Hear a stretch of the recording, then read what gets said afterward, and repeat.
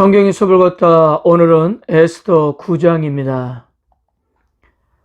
에스더 8장 9절에서 보면 모르드게가 작성한 새 조서가 온 페르시아에 선포된 것은 3월 23일이었는데요. 그로부터 약 9개월이 지난 드디어 아다월 곧 12월 13일이 되었습니다. 이날은 본래 하만이 죽기 전에 조서를 통해 유다인들을 모두 죽이는 날로 지정한 날이었는데요. 그런데 그날은 하만의 가문이 멸망하는 날이었던 것입니다. 이 사건으로 그의 아들들이 다 죽음을 맞이했기 때문입니다. 이때 모르드게의 지인은 실각한 하만에 비해 조서의 성공을 훨씬 보장할 수 있는 위치에 있었는데요. 그래서 전세가 이미 유다인들과 모르드게에게 기운 것을 알아차린 페르시아의 모든 강요들은 두려워하면서 유다인을 도울 수밖에 없었습니다. 권력의 중심이었던 도성 수산에서 500명을 죽였는데요. 이처럼 도성 안에서 많은 사람들이 도륙을 당했던 것은 영향력 있던 권력층 가운데 유다인을 대적하는 분위기가 얼마나 많이 확산되어 있는지를 알 수 있는 것입니다. 이 도륙에는 하만의 10명의 아들이 포함되어 있는데요. 성경기자는 이들의 이름을 일일이 열거함으로써 중요성을 부각시키고 있습니다. 이런 결과를 보고받은 왕은 에스더가 요구하지도 않았음에도 재차 더 원하는 것이 있으면 들어주겠다고 했고, 에스더는 다음날 14일에도 조서의 내용대로 행하게 하고 하만의 아들들은 나무에 달게 해달라고 했습니다. 그래서 왕의 명령으로 다음날 14일에도 수산성에서 유다인을 공격하는 300명의 사람을 도륙했던 거예요. 그리고 페르시아 제국 전체에서 도륙된 자는 7만 5천 명이었습니다. 유다인들이 선제 공격한 것이 아니라 정당 방어였는데요. 이렇게 많은 숫자를 죽였다는 것은 유다인들을 미워하는 사람들이 참으로 많았다는 것을 알 수 있는 거예요. 생각해보면 왜 안 그렇겠습니까? 포로로 끌려온 주제에 중요한 직책을 차지하거나 경제적으로 안정된 생활을 하는 유다인들을 보면서 눈꼴이 시었을 것입니다. 그래서 결국 하만이 총대를 메고 유다인 몰살 작전이 진행되었다고 볼 수 있는 것입니다. 물론 지금의 우리 입장에서 이렇게 많은 사람을 도륙하는 것과 죽은 사람을 나무에 다는 것 등은 이해하기가 쉽지 않을 것이지만요.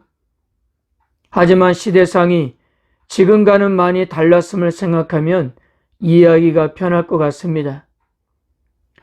고대 근동에서는 악한 일을 계획한 사람들의 종말을 본보기로 보여주는 예가 많았습니다. 그러므로 에스더서의 기록은 당시 사회상을 반영하고 있는 것이기 때문에 그런 일이 종종 있었던 사회에 우리가 자랐더라면 시체를 나무에 매단 일이 새삼스러울 것은 아니었을 것입니다. 자, 이런 상황에서 유대인들이 지키는 하나의 원칙이 있었는데요. 그것은 자신들을 공격하는 사람들은 도륙하되 그들의 재산은 손을 대지 않았다는 겁니다. 어떤 일을 시작하고서 소위 발전 과정이라는 걸 거치면서 원래 정신을 상실하는 경우를 많이 보는데요. 처음에 시작했던 일이 가진 원칙을 잃어버리면 결과가 완전히 달라질 수가 있는데요. 성경기자가 이 같은 사실을 세 차례나 언급하는 것은 재물에 대한 탐욕으로 대적들을 공격한 것이기 아니기 때문입니다.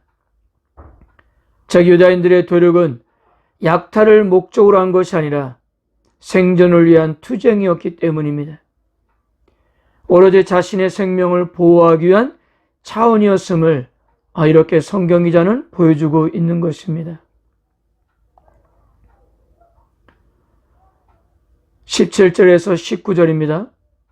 아다월 13일에 그 일을 행하였고 14일에 쉬며 그날에 잔치를 베풀며 즐겼고 수산에 사는 유대인들은 13일과 14일을 모였고 15일에 쉬며 이날에 잔치를 베풀어 즐긴지라.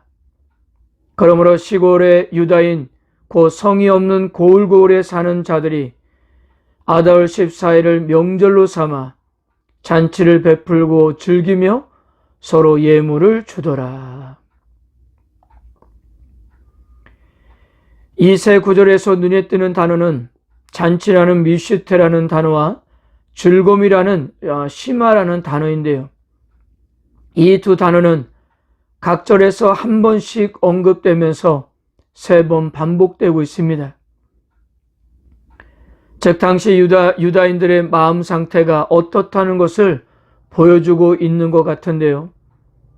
그동안 유다인들에게는 전혀 적용되지 않았던 단어들입니다. 즐거움이라는 히브리 단어 시마는 8장 16절과 17절에 처음으로 언급이 되었는데요. 그 전까지 유대인에게 잔치를 베풀거나 즐거워할 일은 단 한 번도 벌어지지 않았기 때문입니다.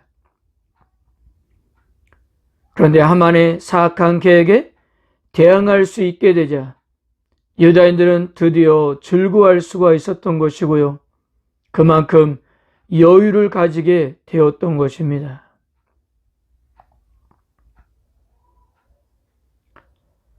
그리고 하만의 음모를 뒤집으신 하나님의 은총을 기념하며 불후의 이름을 따라 이날을 불임이라고 하고 매년 이때에 잔치를 하여 이 일을 기념하도록 했습니다.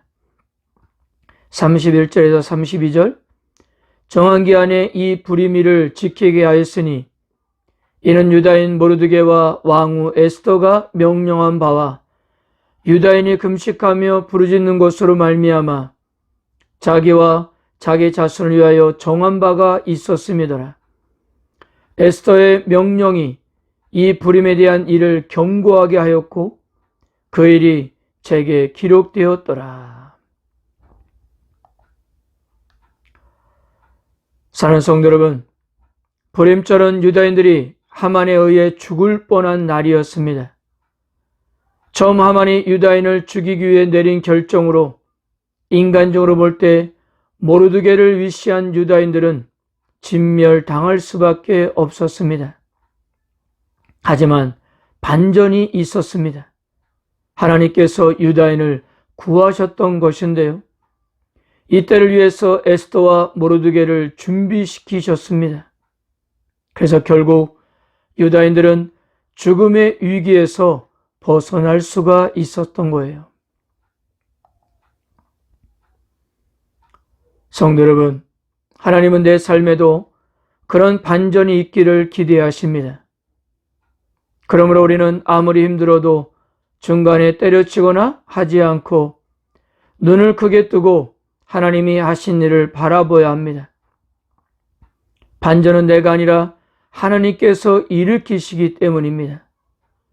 그런 일이 있을 것이라고는 우리는 상상하지 못할 것이지만요. 그러나 하나님은 결국 일을 이루신다는 사실입니다. 그러기에 반전이 아니겠습니까? 반드시 근심이 변하여 평안이 찾아올 것이고요. 슬픔이 변하여 기쁨이 될 것이고 애통이 변하여 찬송이 될 것입니다.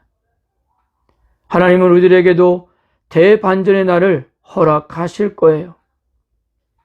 그러므로 오늘도 우리를 승리케 하신 하나님을 기억하고 찬양하시길 바랍니다.